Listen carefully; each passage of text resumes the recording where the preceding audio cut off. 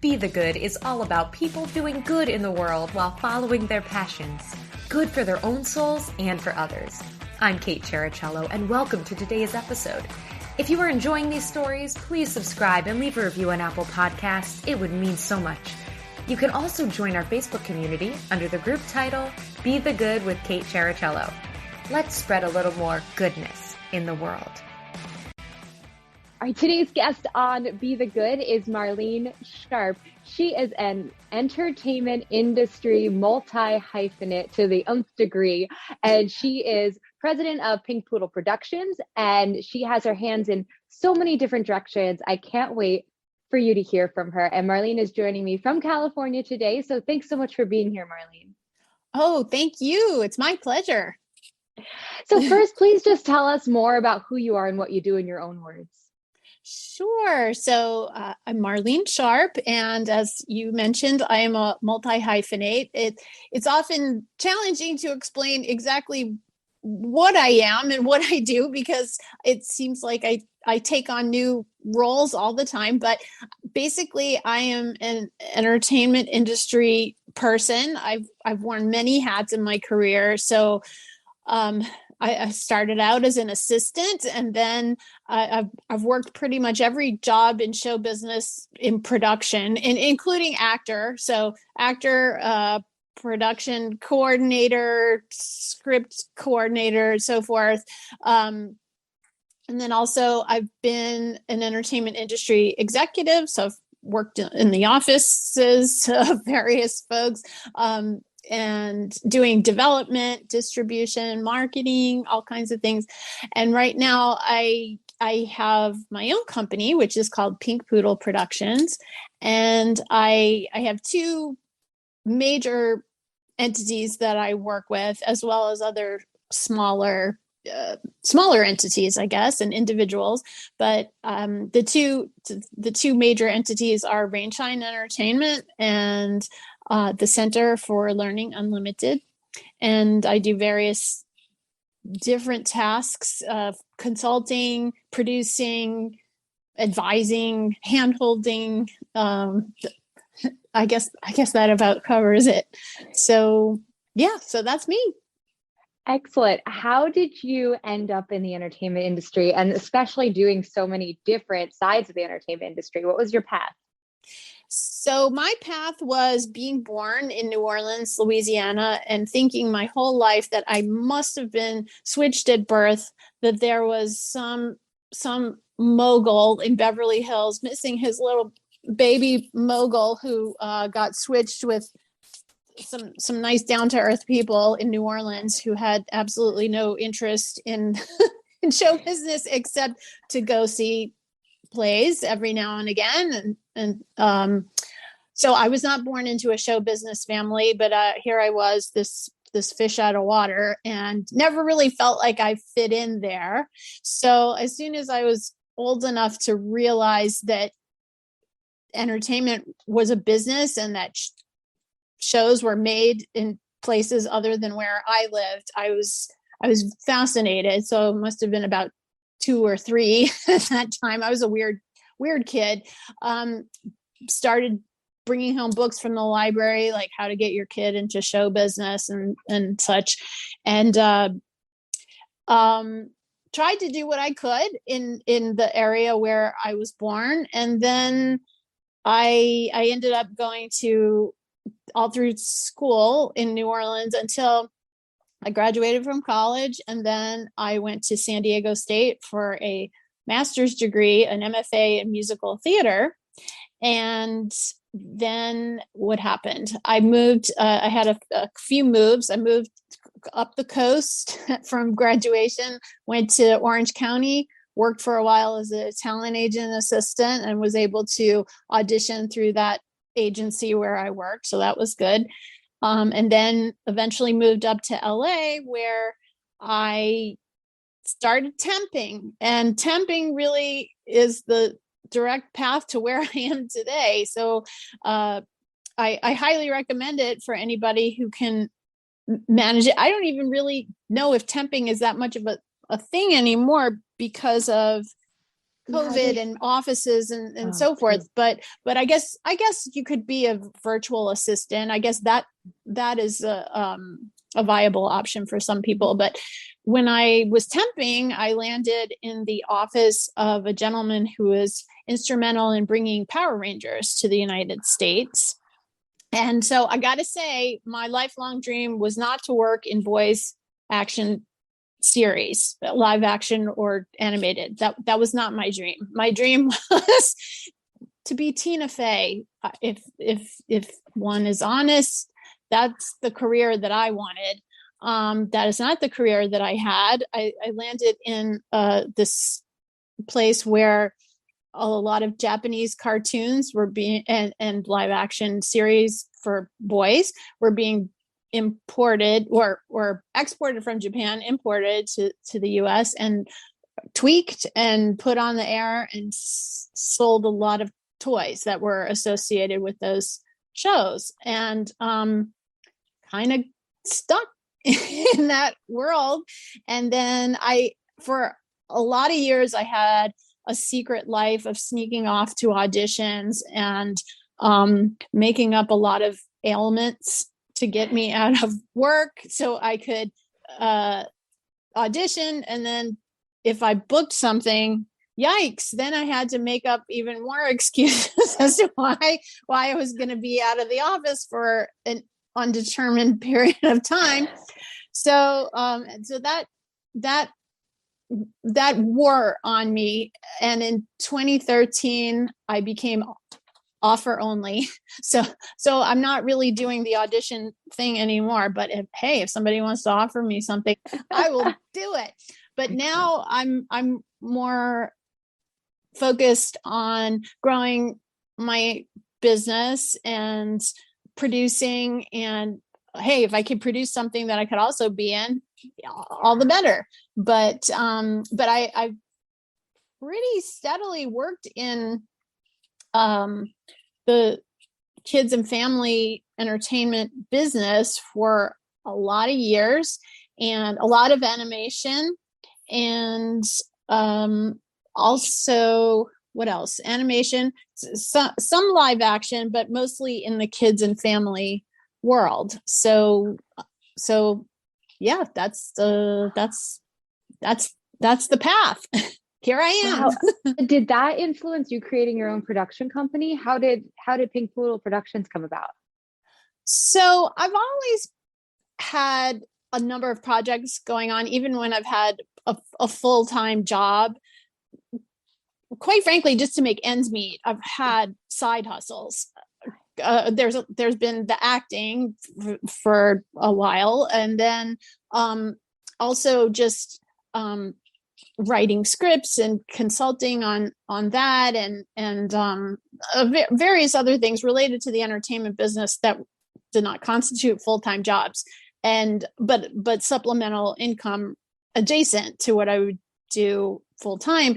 And so to take on freelance projects, I thought it would be advantageous to have a company as a public facing thing.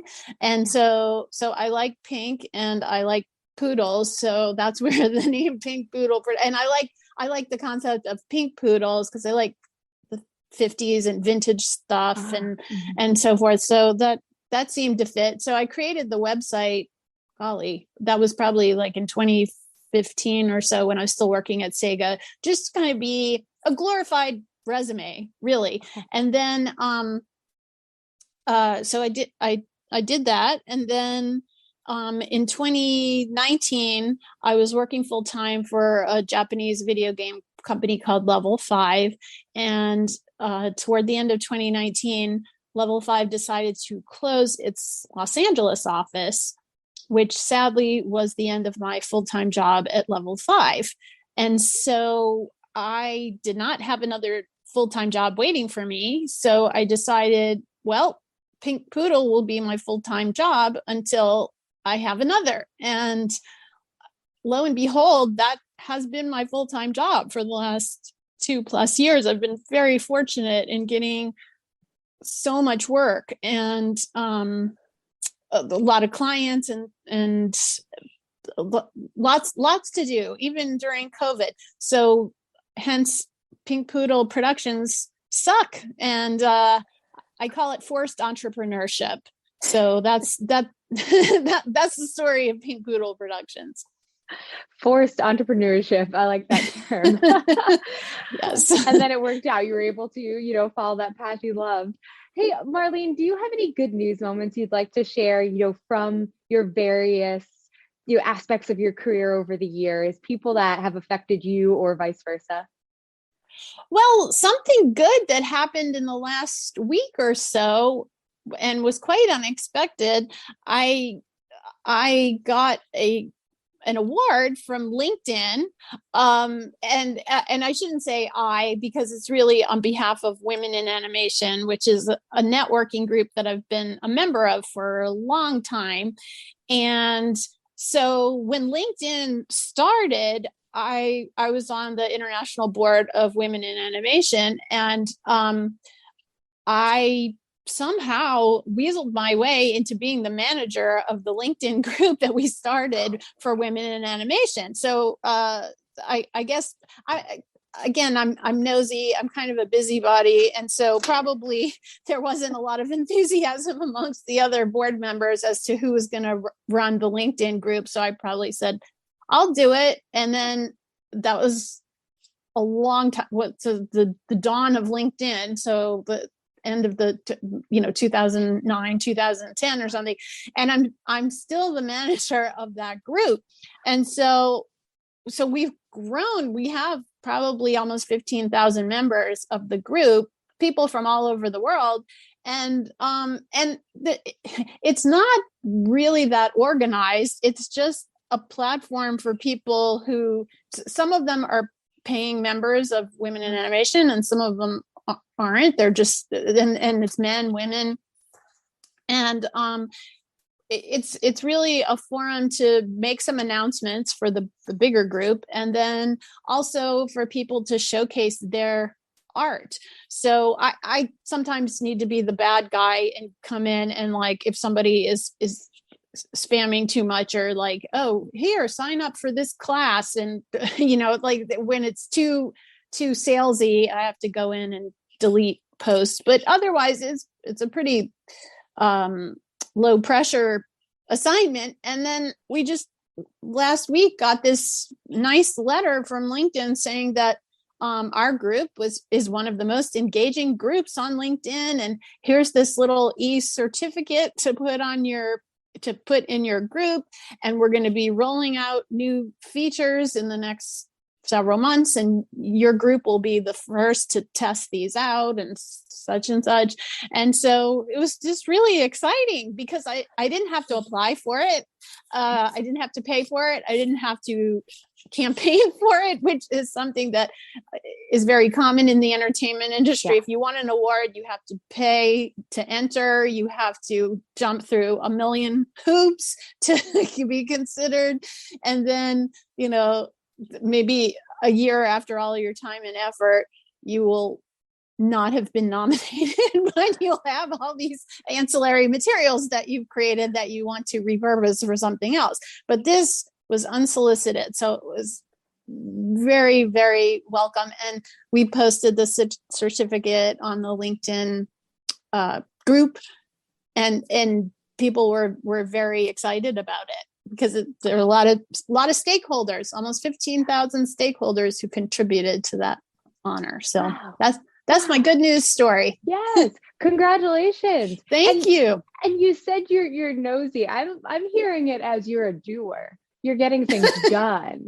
You're stepping up, saying, "No one's doing it. Okay, I'll do it. Make sure it happens." And now 15,000 people are connecting. That's fantastic. Oh, thank you. Well, I would expect you to put a positive spin on, I guess. One person's busybody is another person's doer. So I like that. I like that. That's the more acceptable, flattering term. So I like it. There you go. There you go. So speaking of catchphrases and things, do you have any mantras, quotes that you find yourself going back to time and time again? Yes, I have a few, but here are two of my top top. One is take lemons and make lemonade. And then the other one is one person's trash is another person's treasure. So those are two of my favorites. I don't know who is responsible for saying those originally. And then pretty much the whole, all of the quotes of Winston Churchill. He's got some real gems. I've got a little book of quotes that I keep. And like one of his quotes is, democracy is the worst form of government except for all the others. And he's got some funny ones. And success is going from failure to failure without losing enthusiasm. I love that. I've seen that one. I love that. Yeah. He's, well, you know what? I learned this on a podcast just yesterday, and it was so great that Winston Churchill is the first person to use LOL as an abbreviation. Like he invented LOL way before the internet, way before. I mean, of course he did. He's so clever. He was so clever and so wonderful. Makes perfect sense. I love little trivia bit for everybody. There we go. Yes. That was such a gem. I love it. Marlene, if someone came to you and they said they want to make a difference, they want to make an impact through what they're doing, but they just don't know how to start, is there something you would tell them? Well, volunteer for everything. And yeah, don't be shy about it. If you see an opportunity, even if it's something that may not present itself as an opportunity to other people, again, one person's trash is another person's treasure. And that is so true in this world, especially, well, when you think of all different kinds of things. Another one of my interests is thrifting. I love to go to thrift stores and garage sales. And I find so many cool things that people have discarded. And then also my little dog Blanche is a rescue, adopted from the local shelter here in the San Fernando Valley in Van Nuys. And she is the biggest treasure in my life. And I can only assume that someone either gave her away or she got lost and no one bothered to find her. She wasn't microchipped or anything when I got her. So, but she's my treasure and so many things. So if you can just reframe stuff, and it also goes hand in hand with take lemons and make lemonade, something that might seem like a huge disappointment or tragedy. I mean, it is hard to see the good in some things, but there's usually some little grain of sand, some little thing that could be excavated from even a terrible situation, and that can be nurtured and grown into something else that's positive. So yes, that, it's amazing you just said that too. That's come up in almost every interview of this season now, that idea of perspective, of taking a situation and turning it around for a better outcome. So like, wow, and you said it too. It's just, it keeps coming up. And it's hugely important. I mean, every single person can find that, somewhere in their lives where it's, okay, how can I look at this differently? Right. So excellent. Yes. Thank you. Yeah, that is very important. I think it's an important coping skill, because otherwise, I mean, acceptance is also important, because there are some things you can't change. But if you try to find something positive, it's almost like turning it into a game, like challenging yourself to find something just the same way as you would do a word search or a puzzle or something like that. And that helps to dull the pain of certain situations. And just like that, the brain starts to adapt. Just like you get stronger at a game, right? That muscle starts to the brain starts to look for that change of perspective more easily. Yeah. So that's your go-to, that's like your default response, instead of, oh God, I'm destroyed or whatever. Yes, absolutely. Yes. Oh, absolutely, Marlene. That is such a fantastic way to wrap up too. And now you have to tell us where we can find you, where we can follow you, see what you're up to. And Blanche. Oh, yes, yes. So, Blanche and Blanche Dubois Sharp is my furry child as well as my business partner. So our company is Pink Poodle Productions, and the website is pinkpoodleproductions.com. And FYI, Blanche is a Bichon Poodle mix. So she identifies as both a Bichon and a Poodle. So we love both. And she might even have Maltese or something else mixed in there. We're not really sure, but she's just a little ball of white fluff. So we pay respect to all little white balls of fluff as a result. So pinkpoodleproductions.com is my website. And I am a maniac on LinkedIn. That is my jam. I'm on LinkedIn as Marlene Sharp, and but I'm on Facebook as Marlene Sharp too. And what else? Yeah, those are the Facebook and LinkedIn. Those are my main social channels. Excellent, Marlene. Thank you so much.